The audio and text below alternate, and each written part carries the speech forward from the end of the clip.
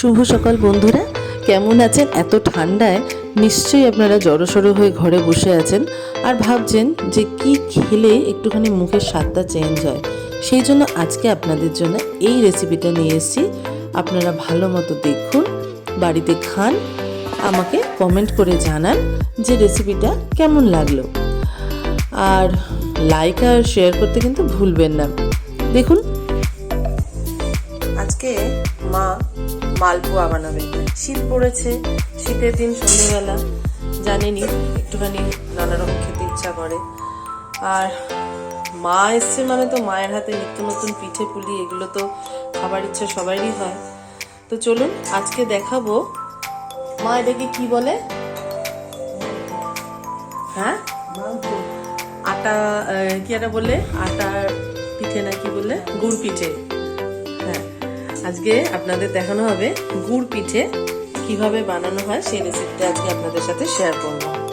মা আর একটা জিনিস বানিয়েছে, দেখুন কত সুন্দর সেই পুরি খাজা। অবশ্যই আপনারা সবাই জানেন, সবাই খেয়েছেন। এই দেখুন মা বানাচ্ছে আর সাপ্লাই দিচ্ছে। এর প্রসেসটা, এর রেসিপিটা আপনাদের আর একদিন আমি দেখিয়ে দেবো, আমি অবশ্যই শেয়ার করব। আপনারা দেখতে থাকুন আমার চ্যানেলটি, আর ভালো লাগলে অবশ্যই লাইক অ্যান্ড শেয়ার করে দেবেন। পুরীর খাজার রেসিপি। মা শুরু করলো, প্রথমে মা 1 কাপ চাল নিয়েছিল, 1 কাপ মাপের। সেই চালটা আগে বেটে নেবে মিক্সিতে, আর 2টো এলাচ এর সঙ্গে বেটে নিচ্ছে। 1 কাপ মাপের চালগুলো দেওয়া হয়েছে। আর আমি ইউজ করলাম লিকুইড গুড়, খেজুর গুড় যাকে বলে। আপনারা পাটালি, খেজুরের যে পাটালি পাওয়া যায় সেই পাটালিও আপনারা ইউজ করতে পারেন। পাটালিটাকে সামান্য মাত্র জল দিয়ে একটু লিকুইড করে নিতে পারেন, অথবা খেজুর গুড়, লিকুইড খেজুর গুড়।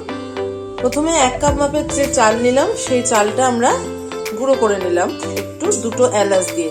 আর দেবো 1 কাপ মাপ ময়দা।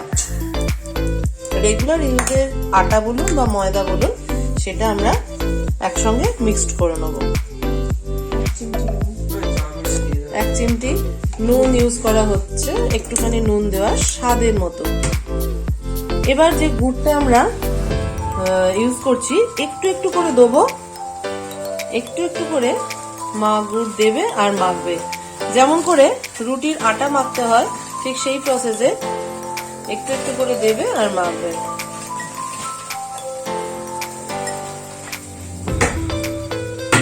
গুড়টা পুরোটাই ইউজ করব। এই যে গুড় দিয়ে মাখতে মাখতে যখন এরকম পর্যায়ে চলে আসবে, তখন মা বোধহয় একটু গরম জল ইউজ করবে। এই যে গরম জল করে রেখেছে, হালকা হালকা করে ঈষৎ উষ্ণ গরম জল, খুব বেশি গরম নয়, গরম জলটা ইউজ করবে। জাস্ট এটা একটা লেই মতো বানাতে হবে। দেখে নিন, আপনারা দেখে বুঝতে পারবেন যে কতটা পরিমাণে জল লাগবে। আমি এখনো পর্যন্ত এই 1 গ্লাস জল ইউজ করলাম, আর 1 গ্লাস মতনই, এই 1 কাপ মতনই গুড় ইউজ করা হলো। আর একটু গরম জল নিয়ে এটার মধ্যে দিল। মা, এই পিঠেটা তুমি কার হাতে খেয়েছো?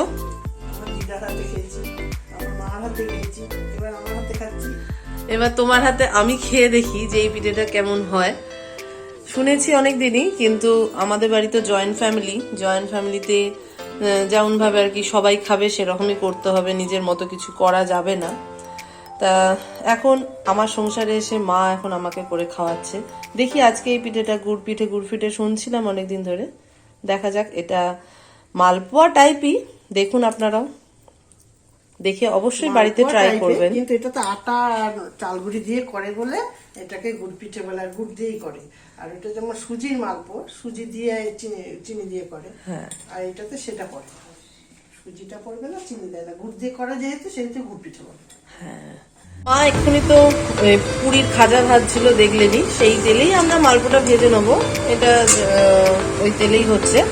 এই যে মা এবার একদম মিডিয়াম ফ্লেমে রেখে পিঠেটা ছাড়তে হয়, খুব জোরে রাখা যাবে না, খুব জোরে রাখলে পিঠেটা ছেড়ে যাবে।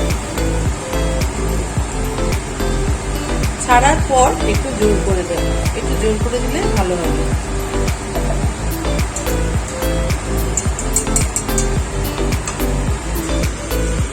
দেখুন এই যে পিঠে হলো, পুরো লুচির মতো ফুলে উঠছে মালপোগুলো। দেখুন ফুলেছে, দেখুন কি সুন্দর। এইরকমই লুচির মতো ফুলবে, জাস্ট হালকা হালকা ভেজে তুলে যাবে।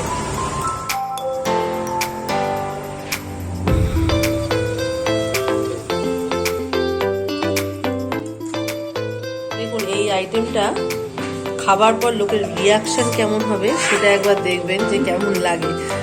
প্রথমে আমরা এটা সার্ভ করব আমার বাবাকে। বাবাকে একটা মালপো, একটা এই খাজা আর একটা এই খাজা দেওয়া হলো। দেখা যাক বাবার খেয়ে রিয়াকশনটা কি হয়, দেখে নিন। বাবা এটা খেয়ে দেখো যে কোনটা টেস্টটা সবচেয়ে বেশি ভালো হয়েছে। খেয়ে দেখো যে কোনটা ভালো হয়েছে, তার খেয়ে ফিডব্যাকটা দাও যে কেমন হয়েছে। অপূর্ব, এর কোনো জবাব নেই। এত সুন্দর লেগেছে, আমার মুখে দিতে মিলিয়ে যাচ্ছে। এটা কি পিঠে বলো তো যেটা খাচ্ছো? কি পিঠে? কি পিঠে? মালপো, মালপোয়া অথবা গুড় পিঠে। গুড় পিঠা। গুড় পিঠা। আর এটা হচ্ছে পুরীর খাজা। আর এটা হচ্ছে পুরীর খাজা। এখন ওটা আমি উদ্বোধন করিনি, করবো। খুবই ভালো লাগছে, দেখছি একটা। এরপরে ওটা খেয়ে পুরীর খাজাটা অবশ্যই ফিডব্যাক জানাবেন। দেখুন কত সুন্দর টেক্সচারটা এসছে। দেখুন আমি এর উপরে একটুখানি সিরাপ ছড়িয়ে দিয়েছি, সুগার সিরাপ। আপনারা এটা বাড়িতে বানিয়ে নিতে পারবেন। সিরাপটা ছড়ার পর দেখতে আরো বেশি সুন্দর লাগছে এবং খেতেও অবশ্যই ভালো লাগবে। আপনারা অবশ্যই ট্রাই করবেন বাড়িতে, খেয়ে দেখে পারবেন। ব্লগটিতে লাইক, কমেন্ট, শেয়ার করতে ভুলবেন না। আজকের মতো এইটুকুনি। নেক্সট ব্লগ নিয়ে আমি খুব তাড়াতাড়ি আসবো। নেক্সট একটা রেসিপি আপনাদের সঙ্গে শেয়ার করব। আর পুরীর খাজার রেসিপিটা তো বললাম, পরে আরেকদিন যখন করব তখন আপনাদের সঙ্গে শেয়ার করব। আমার চ্যানেলটি যদি আপনাদের ভালো লেগে থাকে তাহলে অবশ্যই বেল আইকনটা আপনারা টিপে দেবেন, তাহলে আমার সমস্ত ভিডিওগুলো আপনাদের কাছে খুব সহজেই পৌঁছে যাবে। সবাই ভালো থাকবেন, সুস্থ থাকবেন আর সাবধানে থাকবেন।